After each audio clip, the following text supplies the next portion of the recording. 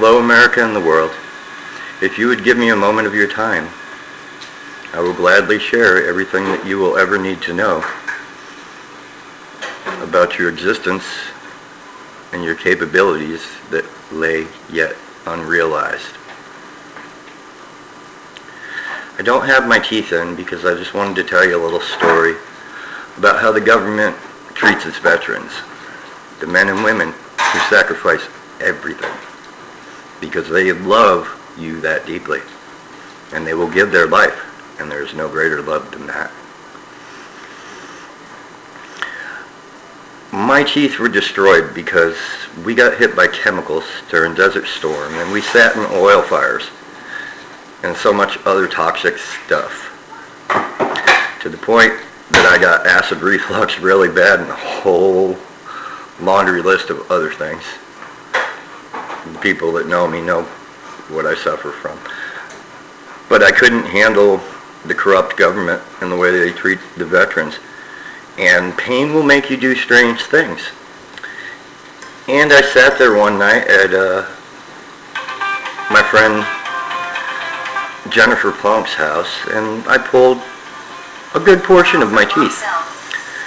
And over the next week and a half, I pulled the remainder.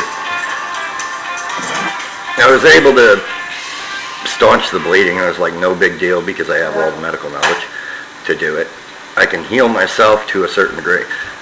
And I pulled every single last one of my teeth because I had been told by a doctor that was obviously burned out and had no empathy and had no need to be doing the job that she was doing.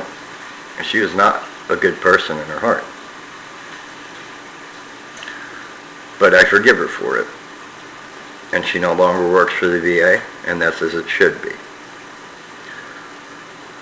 I had another doctor when I told him everything that was going on. When I went manic in 2012, it was because they didn't listen, and I was trying so hard to get this message out in 2012, because y'all are superstitious, and timing is everything on messages. I tried to take my life in 2013 because I'd reached my lowest point. But I'm still here. And I don't hate anyone for what they have done. I simply wish that they would pay attention to the things that are going on around them and stop being so apathetic and complacent. It is sad that to be right overrides our ability to say we are sorry. It should not be like that. Stop, Chevy.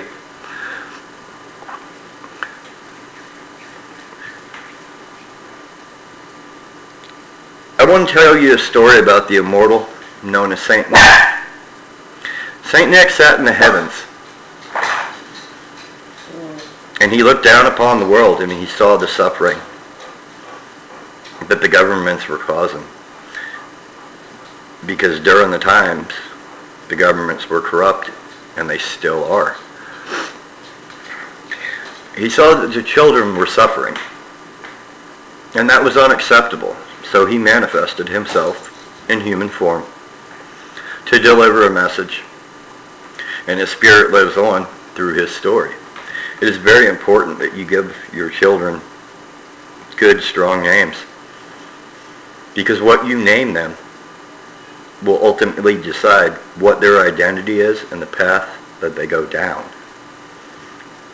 I surround myself with certain people of certain names. I have a great number of friends who are named Sharon. Most of them do not have children because they represent the love of Ra. They're too busy trying to cope with the pain of the world, yet shining their love down for the world to see. And they guide, and they protect, and they nurture. And they are amazing because they don't have to have children of their own. because all the children of the world are theirs. They are precious. The ties are the protectors. The Todds are the teachers. But we're all teachers. My name is Joel LaVally, which means I am the foot soldier physician from the valley. Would you like to take a guess what I've done for my life? Everybody is so worried about where do we go from here. And every time the message is to be delivered, they kill the messenger. And every time you come back, you start off as a clean slate, because that is a human condition. And you have to be programmed. You're nothing more than a hard drive, a means of transporting energy. And your drives can be corrupted. And don't take the programming. You have the choice to take it or not. The choice is yours. The Troys of the world are very strong individuals.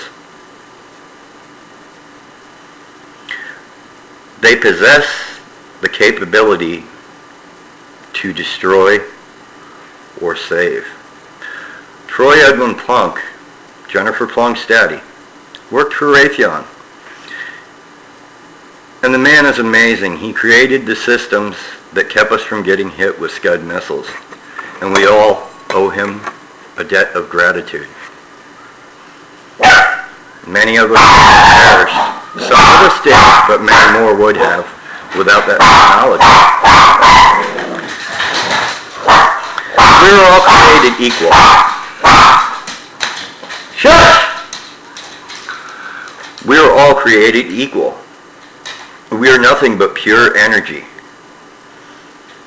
We cannot be destroyed, and we cannot be created. There is an endless amount of energy in the universe. Everything that you can conceive and believe, you can achieve if you just apply yourself. Anything in life worth having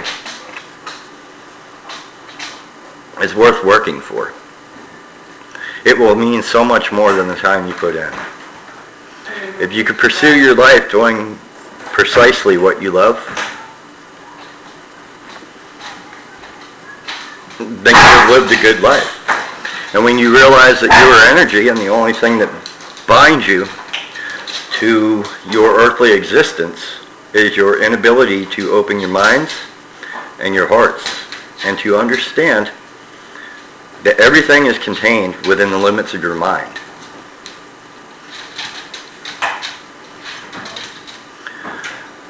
When you learn to meditate and to engage your heart and your mind, you can move between the different realms. There are just certain rules that apply for the realms. Heaven and hell are a state of consciousness, and it is what we bring upon ourselves. So many of us want love, but so many of us want war. And I can't handle that anymore.